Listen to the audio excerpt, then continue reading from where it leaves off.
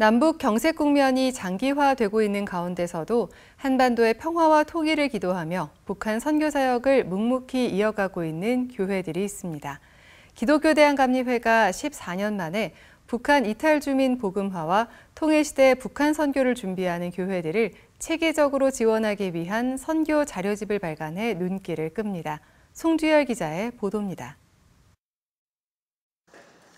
안성제일감리교회는 1950년 9월 한국전쟁 당시 피난민들이 모여 예배를 드리기 시작하면서 세워진 교회입니다.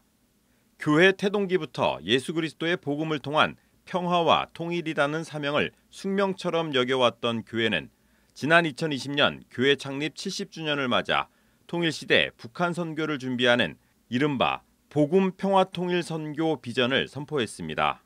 복음 평화통일 선교의 핵심은 통일 시대를 준비하기 위해 먼저 우리 곁에 탈북민들과 화해하고 하나 되는 것이 중요하다는 것입니다.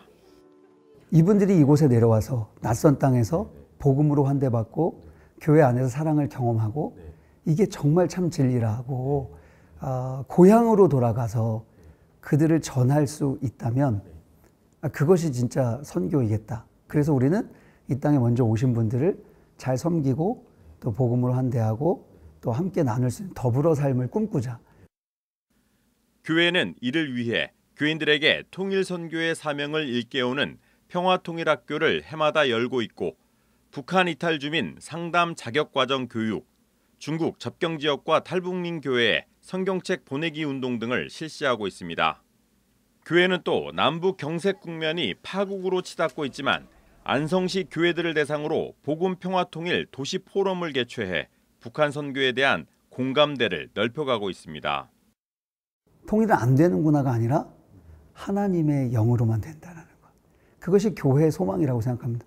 교회만이 외칠 수 있는 통일론이고 또 결국 하나님이 하실 때에 이 통일은 반드시 이루어질 것인데 가장 어두운 때가 새벽이 밝을 때라고 하듯이 지금 오히려 저는 이렇게 점점 닫혀지는 것 같고 또 가장 어려워지는 이 시기가 갑자기 하나님께서 우리에게 주실 통일의 시대를 맞이하지 않을까.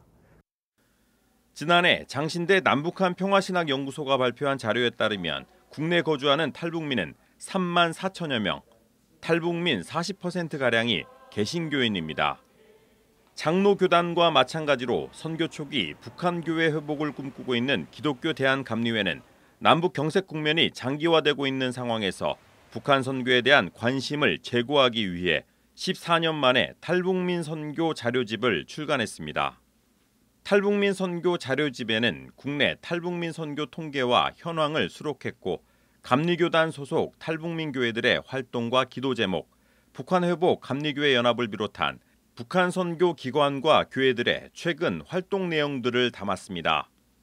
오히려 지금 그 적대감이 고조되다 보니까 북한 선교에 대한 마음이 많이 닫혀지고 어려워지는 현실입니다. 오히려 14년 전에는 교류도 하고 그럴 때인데 지금은 좀 더 절박한 마음으로 북한 선교에 대한 식어져간 관심을 좀 일깨우기 위해서 책자를 만들었다고 말씀을 드릴 수 있겠습니다. 기독교 대한감리회 선교국은 14년 만에 탈북민 자료집 발간을 시작으로 탈북민 선교 사역 정책을 개발하고 탈북민 선교에 관심 있는 감리교회들을 지원해 나간다는 계획입니다. CBS 뉴스 송주열입니다.